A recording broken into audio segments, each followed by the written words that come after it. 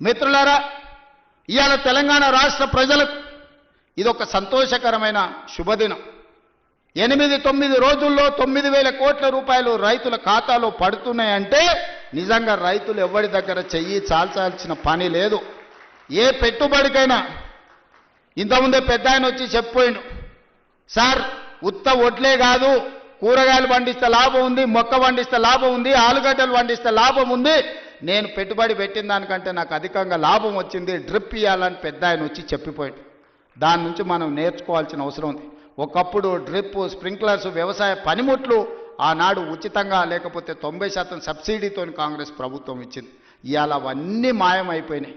అందుకే మళ్ళీ వ్యవసాయ శాఖ మంత్రి గారికి నేను సూచన చేస్తున్నా, వ్యవసాయ పనిముట్లను రైతులకు అందించి మంచి పంటలు పండించడానికి అవసరమైన కమర్షియల్ క్రాప్స్ను ప్రోత్సహించాల్సిన అవసరం ఉంది. ఎందుకంటే వ్యవసాయం లాభసాటిగా కావాలి. వ్యవసాయం వ్యవసాయ కుటుంబంలో నలుగురు ఉంటే ఒకరు కుటుంబాన్ని చూసుకోవాలి, ఒకరు వ్యవసాయం చూడాలి, ఒకరు ఉద్యోగం చేయాలి, ఇంకొకరు వ్యాపారం చేయాలి. అప్పుడే ఆ కుటుంబం ఆర్థికంగా నిలబడుతుంది, అప్పుడే రాష్ట్రం అభివృద్ధి పదం వైపు నడుస్తుంది. రాబోయే 10 సంవత్సరాలలో తెలంగాణ ఎకానమీని $1 ట్రిలియన్ ఎకానమీ చేయాలంటే వ్యవసాయం లాభసాటిగా మారాలి. రైతుల పెట్టుబడికి 2 లాభం వచ్చినప్పుడే తెలంగాణ రాష్ట్ర ఆర్థిక వ్యవస్థ అభివృద్ధి పదం వైపు నడుస్తుంది. మరి తెలంగాణ రాష్ట్ర ఆర్థిక వ్యవస్థ అభివృద్ధి పదం వైపు నడపాలంటే పరిశ్రమలు పెట్టే వాళ్ళకి సబ్సిడీలు ఇవ్వడమే కాదు, పరిశ్రమలు పెట్టే వాళ్ళకి భూములు ఇవ్వడమే కాదు, వ్యవసాయం చేసుకుంటున్న పేద రైతులకు కూడా సబ్సిడీలు ఇవ్వాల్సిన అవసరం ఉంది, ఇన్సెంటివ్లు ఇవ్వాల్సిన అవసరం ఉంది, టెక్నాలజీని బదిలీ చేయాల్సిన అవసరం ఉంది, సాంకేతిక నైపుణ్యాన్ని నేర్పాల్సిన అవసరం ఉంది.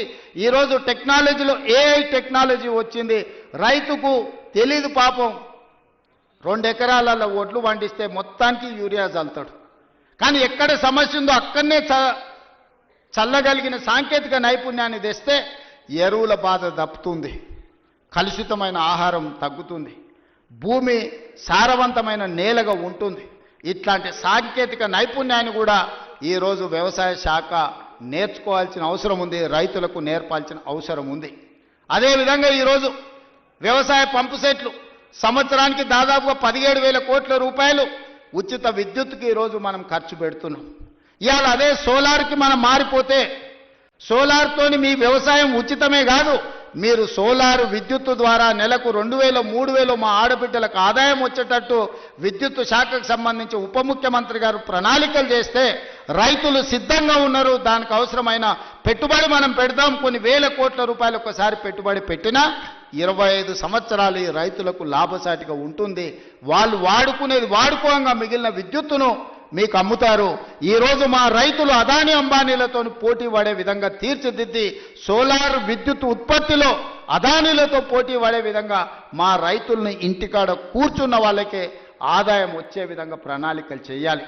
ఈ వేదిక మీద నుంచి ఎనర్జీ డిపార్ట్మెంట్కు అదేవిధంగా సంబంధిత శాఖ మంత్రి గారికి నా సూచన, మీరు ప్రణాళికలు సిద్ధం చేయండి, రైతులను చైతన్యం చేద్దాం, రైతులకు అవగాహన కల్పిద్దాం. ముందు మంది ఆడబిడ్డలు చదువుకొని విజ్ఞతతో మాట్లాడిన పెద్ద ఆయన మాట్లాడుతుంటే ఆయన ఉపయోగించిన ఇంగ్లీష్ భాష కావచ్చు, పదాలు కావచ్చు, అవగాహన కావచ్చు, అనుభవం కావచ్చు, ఆ పిల్లలే కాదు వేదిక మీద ఉన్న మంత్రులు కూడా నేర్చుకోవాలి. విషయాన్ని ఏ విధంగా సూటిగా శుద్ధి లేకుండా ఎట్లా చెప్పొచ్చో, అవగాహన ఎట్లా కల్పించో ఆ పెద్ద మనిషిని మనం చూసి నేర్చుకోవచ్చు. అందుకే ఇవాళ అలాంటి వాళ్ళని నేను కలెక్టర్లకు ఆదేశాలు ఇస్తున్నా. వ్యవసాయం మీద అవగాహన ఉండి 10 మందికి నేర్పాలన్న పెద్ద మనుషులను గ్రామాలు తిప్పండి, రైతు వేదికలలో సమావేశాలు పెట్టండి, వాళ్ళ చేత అవగాహన కల్పించండి. అవసరమైతే వాళ్ళకి ఆహారూర్యం ఇవ్వండి, రోజుకో 1000 రూపాయలు ఇవ్వండి. వాళ్ళ అవగాహనతోని రైతు వేదికలలో పోయి అవగాహన కల్పించినందుకు అదొక గుర్తింపు, ఒక గౌరవం. 1000 రూపాయలతో ఒక రోజు వాళ్ళ జీవితంలో మార్పు వస్తుందని నేను చెప్పడం లేదు, కానీ ప్రభుత్వం ప్రోత్సహిస్తుంది, ప్రభుత్వం గుర్తిస్తుంది, ప్రభుత్వం మిగతా రైతులకు అవగాహన కల్పించడానికి ప్రయత్నం చేస్తుంది అని చెప్పడానికి ఇవన్నీ కూడా ఉపయోగపడతాయి.